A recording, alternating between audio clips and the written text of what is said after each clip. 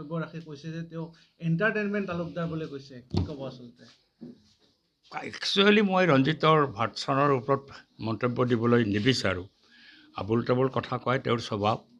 এতিয়া কি ক'ব, মুখ্যমন্ত্ৰীয়ে যেতিয়া অখিল গগৈৰ ভিডিঅ' চাই পেলাই ৰাতি টোপনি যোৱাৰ কথা কয়, তাকে নকল কৰি এতিয়া ৰঞ্জিত দাসে কৈছে মই এণ্টাৰটেইনমেণ্ট। নকল কৰাটোতো ৰঞ্জিতৰ স্বভাৱেই, তেওঁ নকল কৰি এক্সপেল পৰ্যন্ত হৈছে।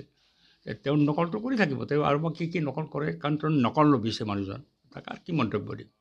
তথাপিও কি ক'ব, তেওঁ ভৱানীপুৰ সমষ্টিত আহিব? মইতো আমন্ত্ৰণ জনাইছোঁ তেওঁক। মই কৈছোঁ তেওঁৰ সাহস আছে যদি ভৱানীপুৰ সৰ্ব সমষ্টিত তেওঁক খেলক, মই এখন গামোচা পিন্ধাম বুলিও কৈছোঁ, যদি নমিনেশ্যনৰ দিনাখন লগ পাওঁ মই আহিবলৈ কৈছোঁ। মিত্ৰতা সম্পৰ্কে কি হ'ব?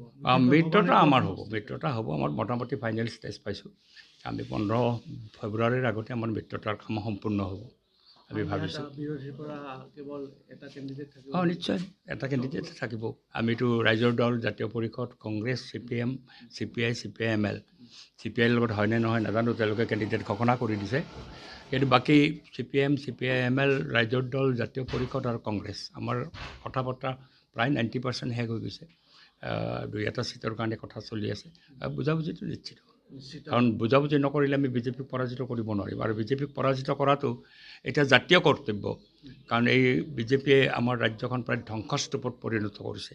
কেনেকুৱা সাম্প্ৰদায়িক কথা বতৰা কয়, ভোট চুৰি কৰিবই, মিয়াক অত্যাচাৰ কৰিবই, ৰিক্সাত উঠিলে 5 টকা ভাড়া হ'লে 4 টকা দিব, এই ধৰণৰ উক্তি যেতিয়া মুখ্যমন্ত্ৰী কৰে, সংবিধানৰ সকলো বিধি উলংঘা কৰি, সংবিধান বিৰোধী এনেকুৱা উক্তি কৰা এখন মুখ্যমন্ত্ৰীৰ নেতৃত্বৰ চৰকাৰ ৰাজ্যখনৰ কাৰণে বিপদজনক। আমি তাক পৰাজিত কৰিব লাগিব। এইখিনিতে আৰু এক উল্লেখ কৰিব বিচাৰিম যে ৰঞ্জিত কুমাৰ দাসে সৰভোগ অঞ্চলত বগৰীবাৰী নেকি, তেওঁ কৈছিল দলং এখনৰ নামত কৈছিল যে যদি নহয় কুকুৰ এটা পৰিৱৰ্তন নহয়।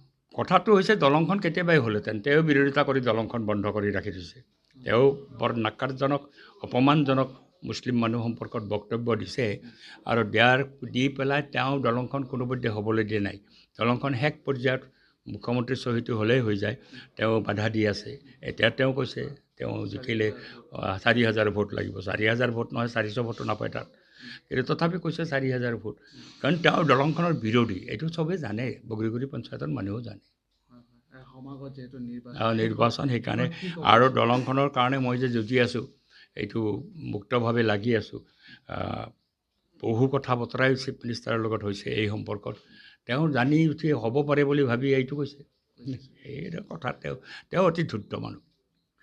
শেষত ৰাইজক উদ্দেশ্যে কি ক'ব, যিহেতু নিৰ্বাচন আহি আছে? নহয়, মই ৰাজ্যক উদ্দেশ্যে আমাৰ এটাই কথা, এইবাৰ অসমৰ জনসাধাৰণে বিজেপি চৰকাৰৰ সমস্ত অপকৰ্ম, সাম্প্ৰদায়িকতা, অপদাৰ্থতা, পৰ্বত প্ৰমাণ দুৰ্নীতি, ইয়াৰ বিৰুদ্ধে জনমত দিয়ক।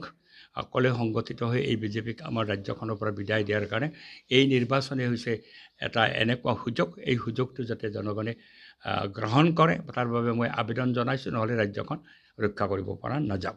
আঞ্চলিকতাৰ ভেটিৰ ওপৰত কি ক'ব আচলতে AGP দলৰ ওপৰত? AGP দলে চাৰেণ্ডাৰ কৰিছে। আমি আগতে কৈছোঁ AGP দলে যদি আজি বাম গণতান্ত্ৰিক শক্তিৰ লগত থাকিলেহেঁতেন, তেতিয়াহ'লে হিমন্ত বিশ্ব চৰকাৰ ইমানখিনি উৎপাত কৰিব নোৱাৰিলেহেঁতেন।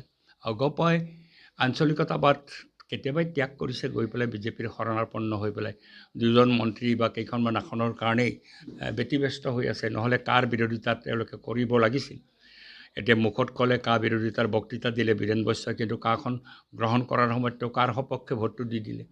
এইটো হৈছে দিচ্ছাৰিতা অগপৰ, আৰু অগপই আঞ্চলিকতাবাদী ৰাজনীতি কেতিয়া পোষকতা কৰে বুলি মই নাভাবোঁ।